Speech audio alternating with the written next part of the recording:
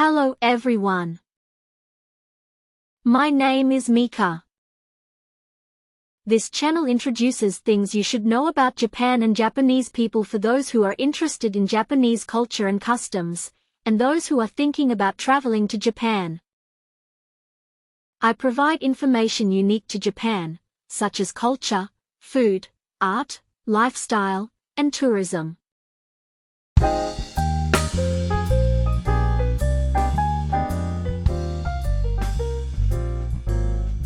As you can tell from my costume, the theme for today is Halloween. Today, I'd like to talk about Halloween in the United States and Japan. This festival is celebrated when the spirits of the dead return, but in Japan we also have a period called Obon, which takes place every summer when it is believed that the spirits of deceased ancestors return home and these spirits are welcomed and memorial services are held. I'd like to explain more about this. So, I'll be presenting a three-part program covering Halloween, Day of the Dead, and Obon in Japan. Halloween originates from Samhain, a festival held by ancient Celtic people on October 31st, the end of the year. Samhain celebrated the autumn harvest and was an event to ward off evil spirits and protect oneself from them, as it was believed that the boundary between this world and the afterlife became blurred and that the souls of the dead and evil spirits would visit. People protected themselves by wearing costumes and making bonfires, and also made offerings to welcome the spirits of their ancestors.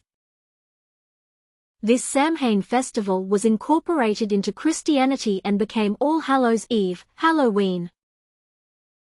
It was brought to America with European immigrants and developed independently there from around the 19th century. It has little religious significance, and is often celebrated as a fun autumn event. It is a child-centered event, traditionally involving trick-or-treating around the neighborhood. It is a family-friendly event that involves pumpkin carving, Halloween parties, and watching horror movies.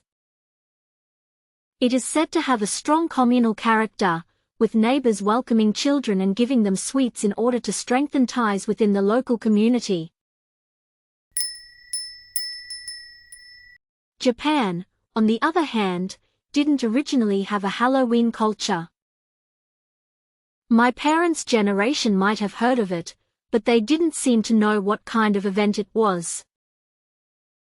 Halloween is said to have started to spread in Japan in the late 1990s, when theme parks like Tokyo Disneyland and Universal Studios Japan started incorporating it as an event.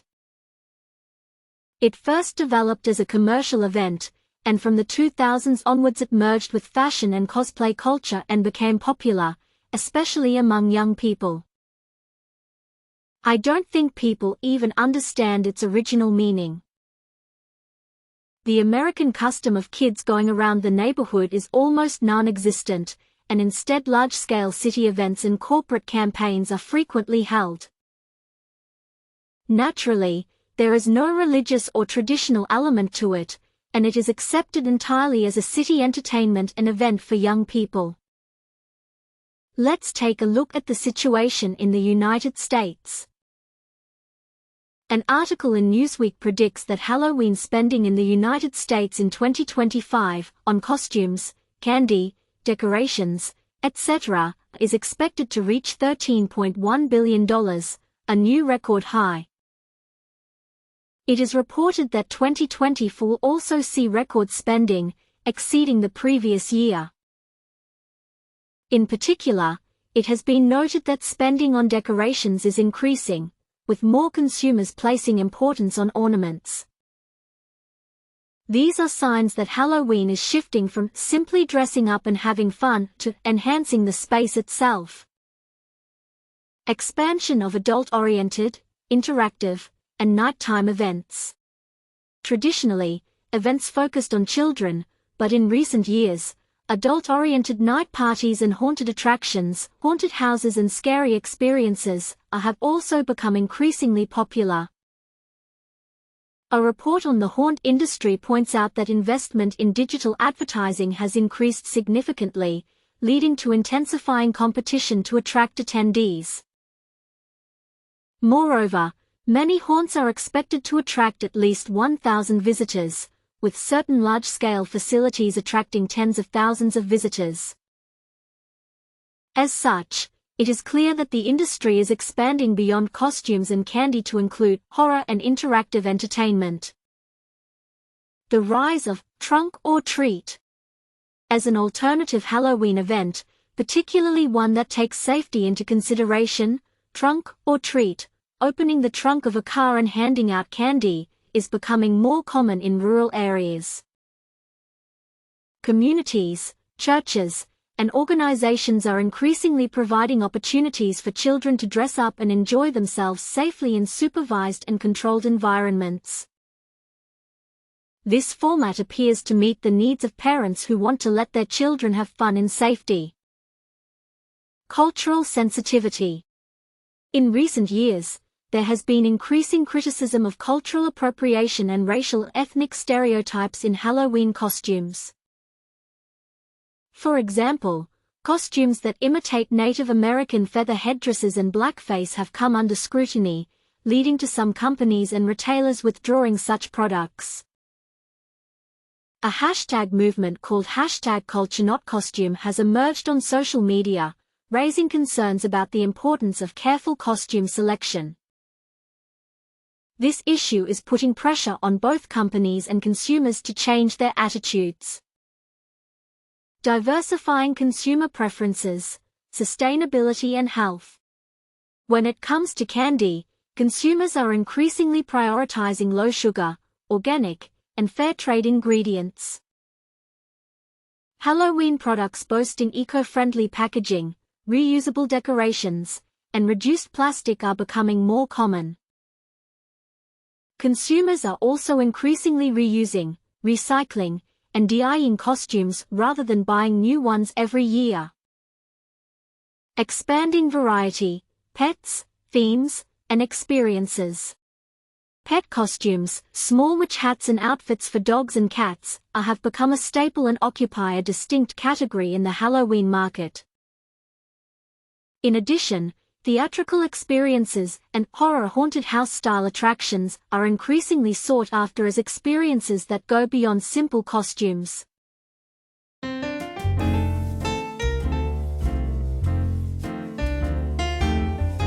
In Japan, theme parks like Universal Studios Japan and Tokyo Disney Resort remain the main venues for Halloween excitement. Costume days, Halloween-only attractions, and special evening performances are standard features. In downtown areas like Shibuya, Harajuku, and Ikebukuro, shopping streets and malls are also increasingly turning the entire city into an event space with Halloween decorations and campaigns. The evolution of youth costume and cosplay culture. In addition to simply scary costumes, cosplay of anime, game, and movie characters is becoming mainstream. Social media appeal is also a major factor, with costumes designed for photo sharing and live streaming becoming increasingly common. Increasingly, there are also homemade costumes and costumes that emphasize accessories like LEDs, props, and other small items. At the same time, issues of crowding, public safety, and etiquette are becoming more apparent. The rapid spread of Halloween has seemingly led to a slow response. In particular, in Shibuya, congestion, accidents, littering, and disturbances late at night on Halloween have become social issues in the past, and in some years police and local governments have tightened regulations. For example, vehicle restrictions, designated no-costume zones, and nighttime entry restrictions have been implemented in some cases. In addition, consideration for public facilities and local residents, noise, obstruction to traffic, litter disposal, etc., has become a concern, leading to increased calls for proper etiquette. Shibuya Halloween restrictions and their impact. In 2024, Shibuya introduced measures such as strengthening its street drinking ban ordinance and sealing off the area around the Hachiko statue. As a result, the number of visitors to the city fell far short of the previously anticipated 60,000, with reports suggesting the actual figure was approximately 15,000.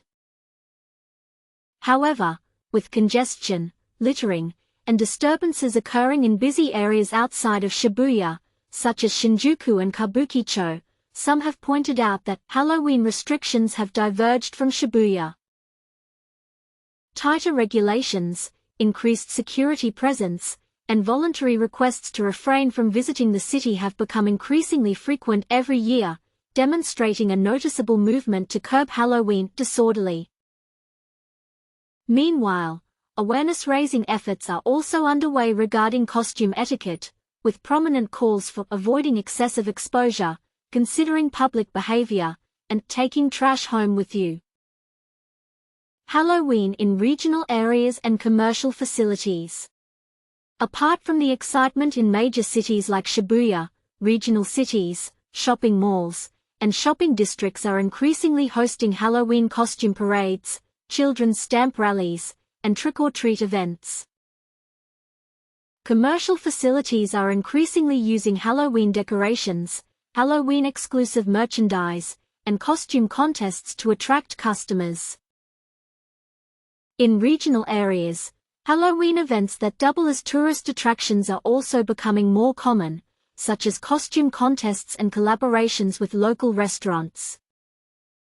Diversifying costumes and social media appeal. In addition to simple, scary monster costumes, anime and game characters, movie and TV show characters, and even cute and humorous costumes are popular. With an eye toward photogenic and videogenic costumes for social media, costumes and performances incorporating props, LEDs, projection lighting, and more are on the rise. In addition, the proximity of costume culture and cosplay culture is growing, with some cosplay events even taking place on Halloween Day and over the weekend.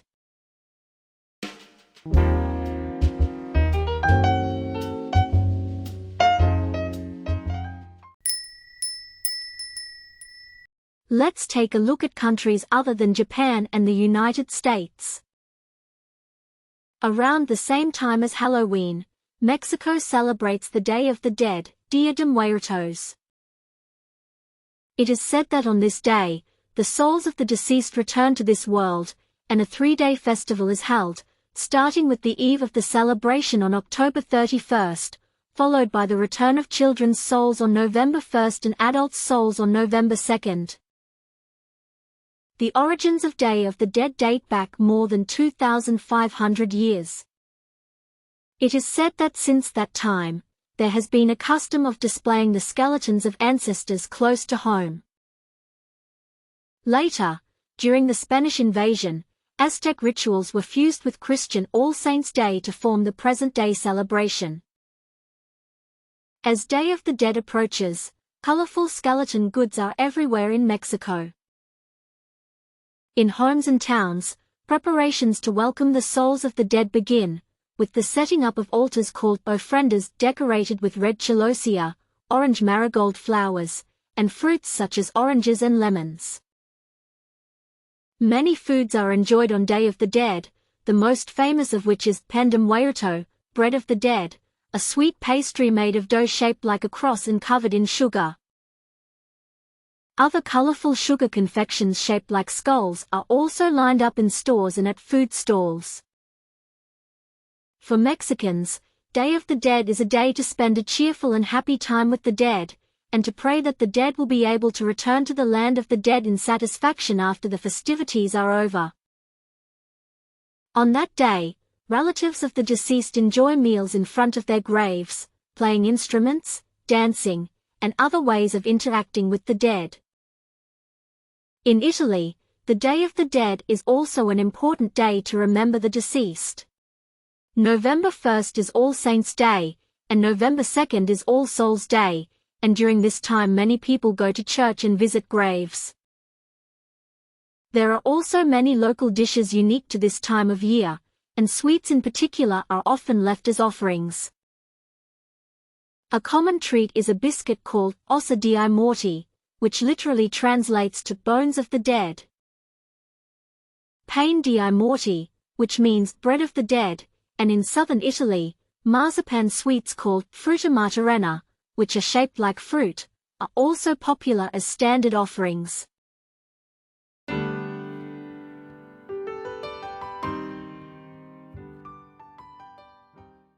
Now, since we'll be talking about Japan, we changed from our costumes into yukatas. A yukata is a casual summer kimono. To be honest, it's difficult to move around in. Large movements are restricted. You can't stretch your legs out or raise your arms. It's not that you can't raise your arms, but rather that showing your armpits is considered unrefined. I think this actually supports the beauty of Japanese manners. The gestures and mannerisms unique to kimonos and yukatas are very beautiful and elegant. Wearing a kimono or yukata brings out a woman's inner beauty, strength, and modesty. Returning to our original topic, this Day of the Dead also exists in Japan. This custom is called Obon. Obon is a Buddhist event that takes place over 4 days, from August 13th to 16th, every year. It is believed that the spirits of the deceased return to this world during Obon. For that reason, it is common to welcome the spirits of the deceased and hold memorial services, visit graves, and hold memorial services during Obon. Obon is also an important time to interact with relatives and friends. Many people return to their hometowns or family homes, and get together to enjoy meals and conversation. Although it is not designated a national holiday in Japan, many companies offer summer holidays during this period. In some cases, this can be as long as 10 days, with many people taking a long vacation comparable to the New Year's holiday. Transportation infrastructure and shops remain open as usual. With so many people returning to their family homes, Japan experiences heavy traffic congestion every year around this time. What do people do? Families visit graves, clean them, and make offerings. They make offerings to the family Buddhist altar and light welcoming and farewell fires to welcome and send off the spirits of their ancestors. In some regions, there is also a cultural event where everyone enjoys a dance called Bon Odori. Mukabi, welcoming fires, and Okuribi, farewell fires. These are fires lit in front of homes or in fields on the first and last days of Obon. Mukabi are lit to welcome the spirits of the deceased. Okuribi are lit to send off the spirits of the deceased. Mukabi and Okuribi are held in various ways and at various times depending on the region and sect. For example, in Kyoto, a large-scale farewell fire called the Gozen no Okuribi is held on the last day of Obon. Shiruma, spirit horse. This offering, made of cucumber and eggplant, is displayed during the Obon season and represents the vehicle used by ancestors to travel between home and the afterlife. The cucumber represents a fast horse, symbolizing the wish for the ancestors' speedy return during Obon. The eggplant represents a slow-paced cow, symbolizing the wish that the ancestors will return home slowly, enjoying the scenery and bringing back plenty of souvenirs and feelings of family. Bon Odori, traditional Japanese dance. Bon Odori is a folk performing art held at local squares, shrines, and other locations during the Obon period. Participants dance in a circle to music and song. The dance aims to comfort, express gratitude to, and entertain the spirits of the deceased. Bon Odori has many different types and styles depending on the region and era.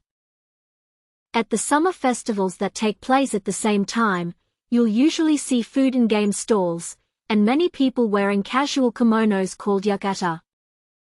Awa Odori, Awa Dance, Japan's largest Bon Odori, is held in Tokushima Prefecture and is characterized by its dynamic movements and chants. Shora Nagashi, Floating of the Dead Spirits. This is an open event held mainly in Nagasaki and Saga prefectures. At the end of Obon, a traditional boat, called a Shora Nagashi, is floated down a river or into the sea to send the ancestors home to the pure land. Lantern floating. Lighted lanterns are floated down the surface of a river or other body of water to send off the souls of the dead.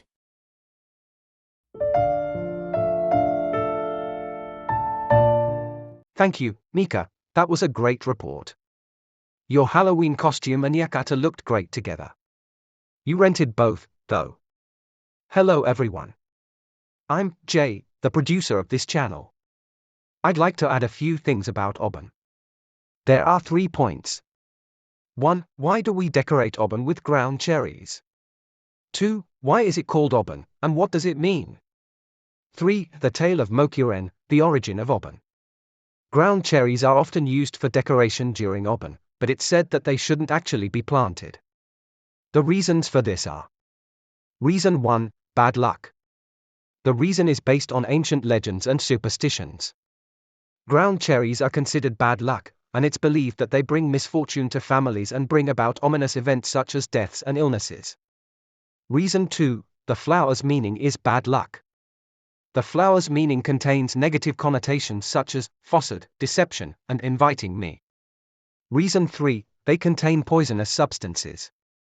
Ground cherries' fruits and leaves contain poisonous substances called alkaloids. However, ground cherries are still used for Obon decorations. The reasons are: Reason 1, signpost, instead of a lantern. Their bright orange color and round shape resemble lanterns, so they serve as a landmark to help ancestors find their way home without getting lost. Reason 2, a place where souls reside. Because ground cherries are hollow inside, it is believed that the disembodied souls of ancestors reside in that space. Reason 3, talisman. The bright orange color of ground cherries is said to ward off evil.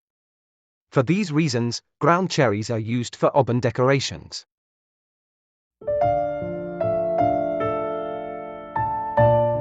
Why is it called Obon? Obon is divided into O plus Bon. O is a polite prefix and has no meaning by itself. The actual name is Bon. It's the Bon from Bon Odori, traditional Japanese dance. The word's etymology comes from the Buddhist Sanskrit word Valambana, which became Urobon, which was shortened to Bon. The kanji Bon was then assigned to represent the sound. It's not the meaning, but simply the pronunciation. The original meaning of the kanji Bon is tray. Incidentally, the original meaning of the Sanskrit word Valambana was hanging upside down. This hanging upside down refers to hell. The third story I will introduce, the tale of Mokuren, is the origin of this hanging upside down and the origin of Obon. The tale of Mokuren. A long time ago, there was a disciple of the Buddha named Mokuren. He was wise and kind, and he had great spiritual powers. But even after he reached enlightenment, he still missed his mother, who had passed away. One day, Mokuren used his powers to see where his mother was now.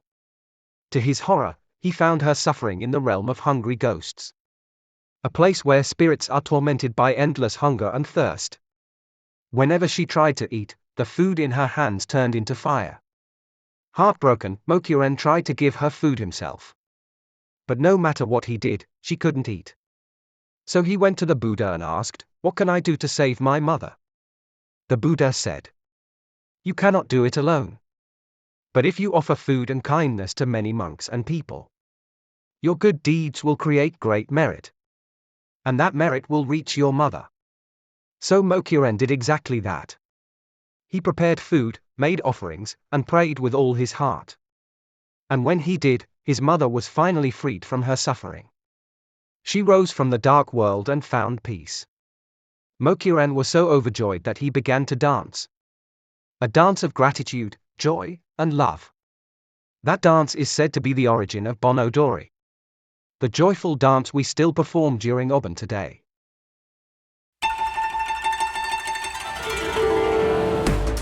Finally, I would like to conclude my presentation by talking about the meaning of Obon. So, Obon isn't just about remembering the dead. It's a time to thank our ancestors, to feel gratitude for our families, and to celebrate the love that connects us beyond life and death. That's all the additional explanation I have to say. Thank you. What did you think of today's theme? For me, when it comes to dressing up for Halloween, I only attend famous local festivals, and I don't have the courage to go to Shibuya or Shinjuku in Tokyo. As for Obon, it's probably the biggest Buddhist event that's widely celebrated among Japanese people. I also go back to my parents' house every year to visit my ancestors' graves, and I look forward to participating in the Bon Odori dance and summer festivals and interacting with my local friends. Thank you for today. Please look forward to the next theme. Well, goodbye.